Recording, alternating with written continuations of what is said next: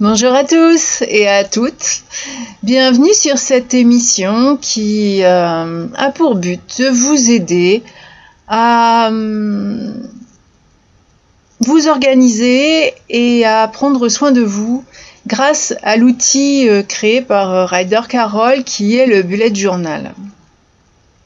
Ces derniers mois, j'ai plus orienté mes émissions sur une forme de développement personnel, mais qui vous donne aussi une thématique pour le mois à venir. Le mois dernier, nous étions invités à nous ouvrir au changement et je ne sais pas ce qu'il en a été pour vous, mais pour moi, il y a des choses qui ont changé tous les jours. Si je devais m'ouvrir au changement, effectivement, c'était plus l'acceptation que l'ouverture, parce que c'est vrai que rien ne s'est passé comme je l'avais prévu, et puis quand je me réorganisais, ça n'allait pas. J'ai commencé le mois d'octobre par une super fabuleuse randonnée de 4 jours à cheval, en montagne et en bivouac, ce que je ne pourrais pas faire maintenant avec la météo. Évidemment, on rentre aujourd'hui, on change d'heure. Le jour où j'enregistre cette émission, c'est vrai que c'est le changement d'heure. Et comme il va faire nuit très tôt et qu'il fait beaucoup plus froid, ce n'est plus vraiment la saison des randonnées bivouac. Donc voilà, j'avais fait cette randonnée pour me poser, pour me reconnecter à moi-même, pour tout dire. C'est vrai que l'ouverture au changement, c'est quand même un sujet qui est très vaste.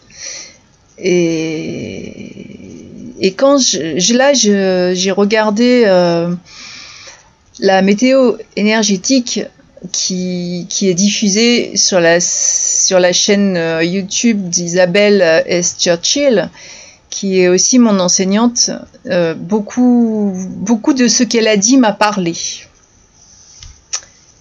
Et je vous mettrai le lien, si vous voulez, de cette météo énergétique. Effectivement, nous sommes. Einstein le disait de lui-même, hein, tout est énergie et c'est ainsi. Donc pour Einstein, il fallait harmoniser, il fallait qu'on harmonise à la fréquence de ce qu'on voulait, et que dans ce cas, rien ne pourrait nous empêcher de l'atteindre.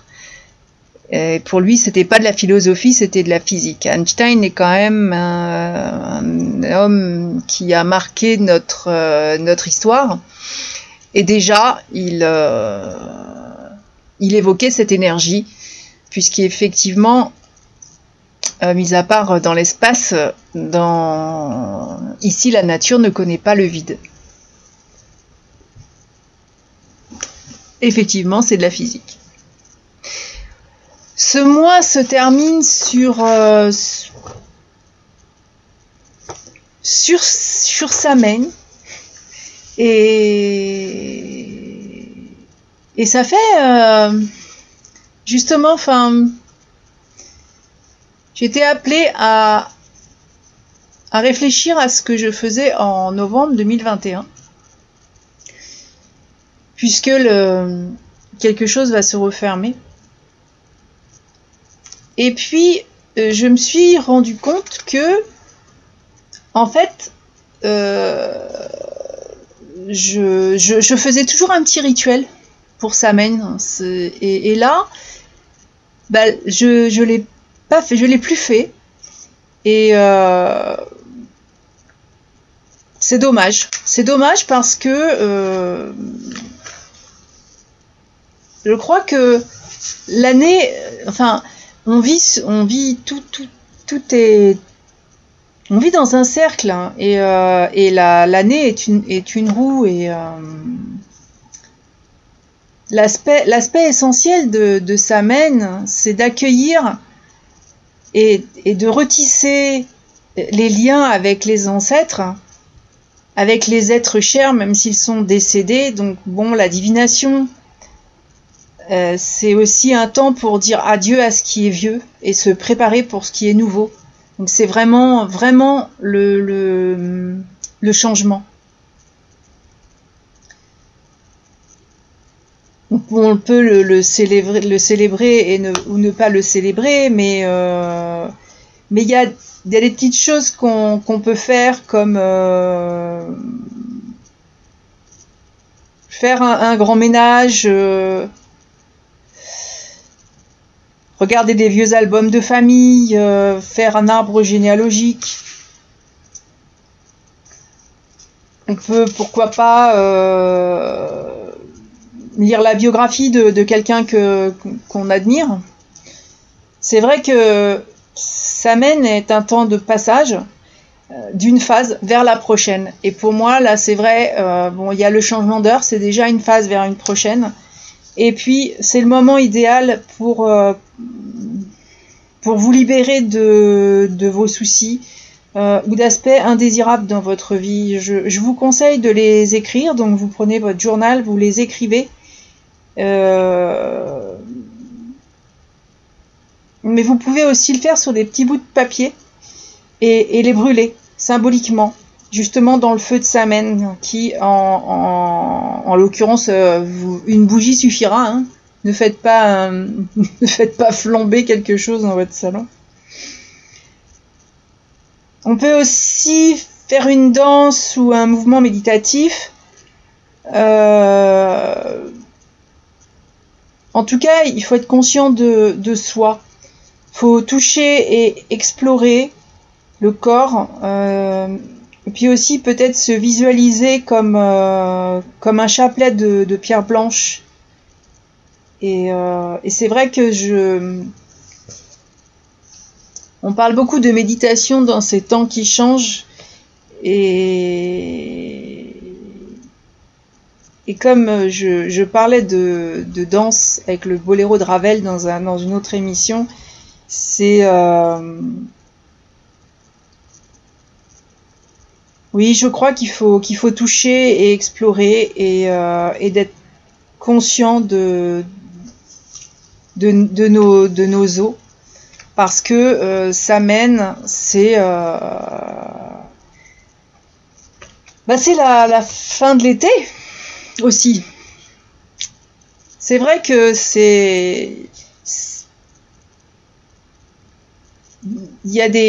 en Irlande, enfin, il y a beaucoup de rituels qui concernent Samhain et voilà, qui n'ont rien à voir avec avec le fait de se grimer et d'aller chercher des bonbons, mais disons que symboliquement c'est un passage. Voilà, c'est l'ouverture entre le monde des vivants et le monde des morts. C'est une porte qui va pas rester, qui ne reste pas ouverte.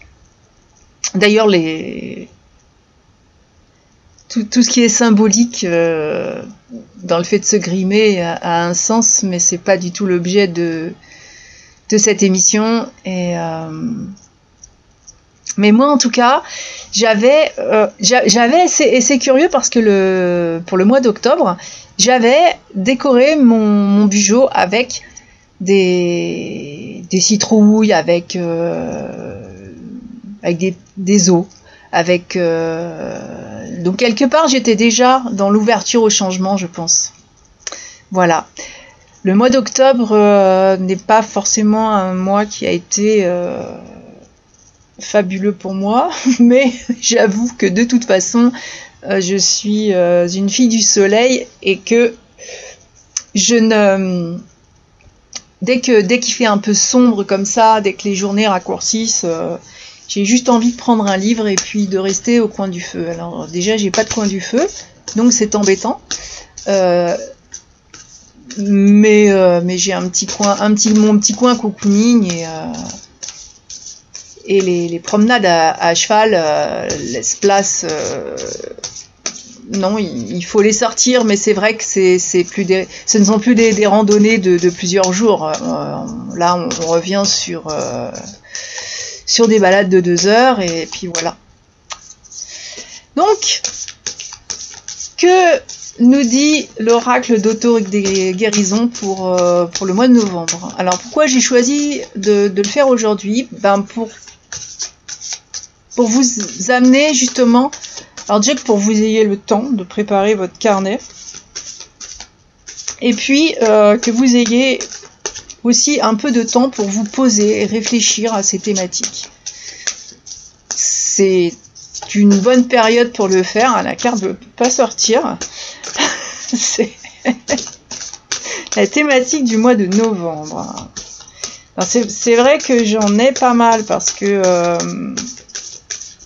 Isabelle Churchill dans sa météo énergétique en donne déjà. Donc est-ce que je dois m'arrêter à ce qui a été dit? En général, quand j'utilise des cartes oracles comme ça, elles sortent spontanément et intervention divine. C'est une magnifique carte avec une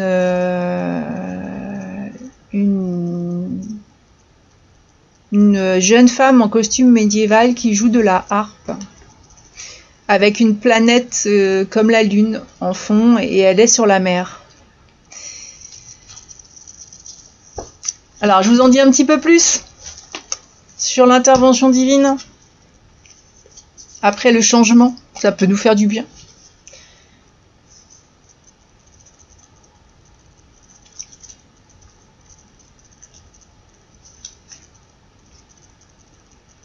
Vos affirmations positives et vos prières sincères ont été entendues. Ça fait plaisir, ça, non? Vous êtes aimé bien au-delà de ce que vous imaginez dans vos rêves les plus fous. Vos guides supérieurs sont en train d'œuvrer à la création des conditions idéales pour vous guérir et ouvrir votre cœur. Il existe un ordre divin et un calendrier sacré pour toute chose. Pour pouvoir accueillir votre bien supérieur, que ce soit sous la forme d'un amour extraordinaire, d'expériences transformatrices, de guérison d'abondance ou d'inspiration divine, vous devez d'abord travailler sur votre estime de soi. Continuez à demander l'aide et l'intervention divine dans tous les domaines de votre vie, puis écoutez votre intuition et faites fi des éventuels obstacles. Abandonnez toute idée préconçue sur la manière dont le divin pourrait manifester vos désirs les plus profonds.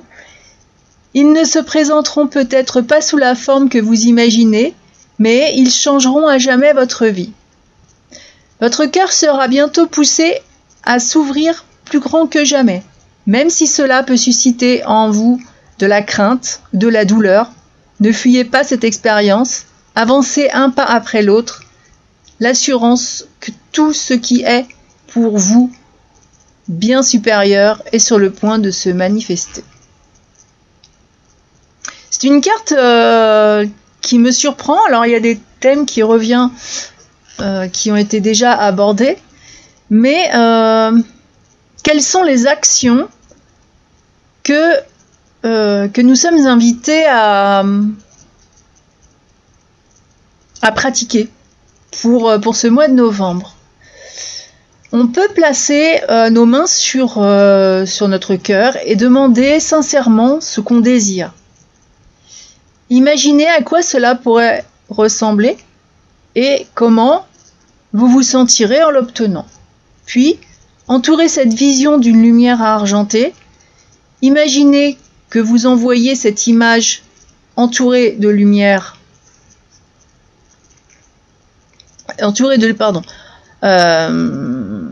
Imaginez que vous entourez cette image entourée de lumière argentée au cœur de l'univers et demandez-lui de manifester dans votre vie cette vision ou de vous envoyer quelque chose d'encore mieux. Prenez un temps et essayez de vous sentir dans votre corps comme si vous aviez déjà obtenu ce que vous désirez. C'est une belle invitation à se sentir bien. Justement, quand je parlais tout à l'heure de l'aspect cocooning de ce changement, c'est ça fait peut-être du bien de se dire que qu'on a quelque part une aide.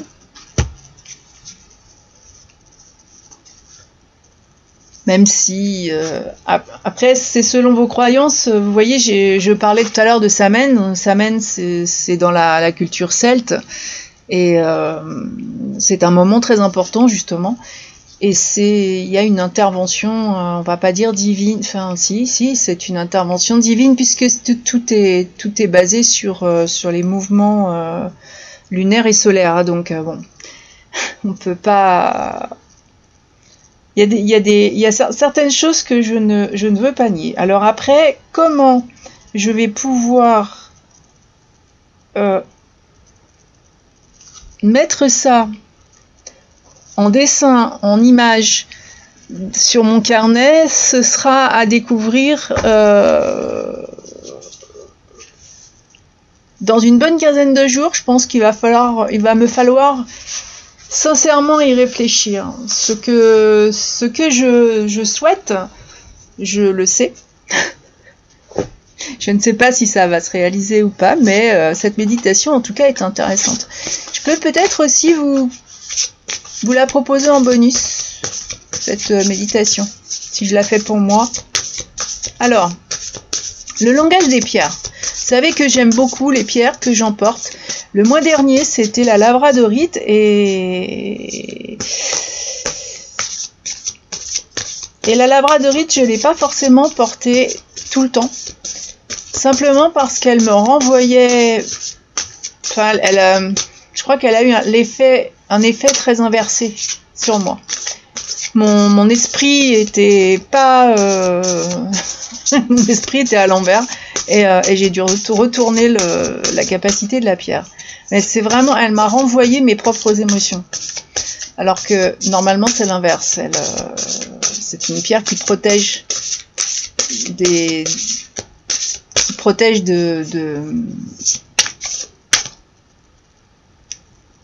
tout ce que les autres peuvent vous envoyer en énergie, en pensée, en... Oups. Alors, le grenat.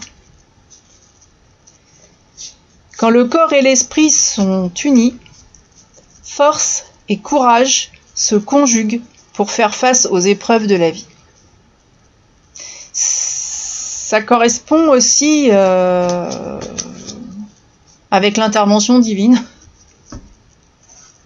De toute façon, pour moi, il n'y a pas de hasard dans la vie. Tout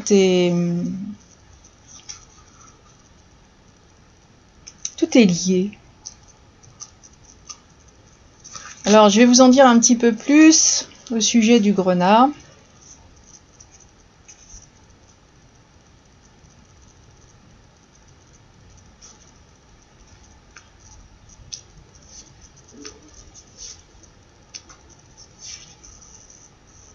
Je suis pas partie.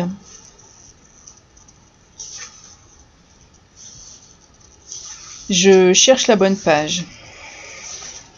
Alors, que nous dit cette pierre? Cette pierre enfin, d'ailleurs, la couleur porte bien son nom, mais c'est vrai qu'elle est très très belle. Et moi, j'en ai pas, mais c'est vrai qu'elle est magnifique. La vie n'est pas un long fleuve tranquille et ne se déroule pas de façon linéaire et paisible. Non seulement elle est imprévisible, mais elle peut être brutale et il arrive qu'une destruction soit nécessaire pour rendre possible le renouveau. Ça me poursuit, ça. Ce cycle de destruction et de création est inéluctable et se produit quotidiennement au cœur même de nos cellules. De même, on peut l'observer dans les différents cycles de la nature et dans l'histoire de l'humanité. Il s'agit en fait d'un changement de forme, donc une métamorphose, de l'énergie qui se transforme mais ne meurt jamais. À l'échelle de l'être humain et du monde, ces transformations radicales qui s'opèrent à travers les guerres, les accidents, les maladies, constituent des épreuves à surmonter. Il faut pour cela un esprit fort, du courage et un corps robuste. C'est ce qu'exprime le grenat, qui est un minéral métamorphique qui combine ses qualités et les réveille en nous. Eh bien, la thématique de la pierre me parle beaucoup plus que l'intervention divine, ça je l'avoue. Déjà, je vais choisir la couleur de la décoration entre guillemets de mon carnet, qui sera effectivement le grenat. C'est parce qu'effectivement, ce cycle de destruction et de création est vraiment inéluctable, et j'ai remarqué que ça a été vraiment ce que j'ai vécu, enfin ce que j'ai subi en fait, je l'ai subi au mois d'octobre. Là, je veux pas le subir, c'est vrai que je prends les devants et que je fais en sorte de pouvoir faire face à mes peurs, faire face à tout ce qui m'empêche d'avancer, et je vais orienter les pages de mon carnet là-dessus, tout autant que l'organisation, hein, évidemment. Donc ma page mensuelle, mes pages de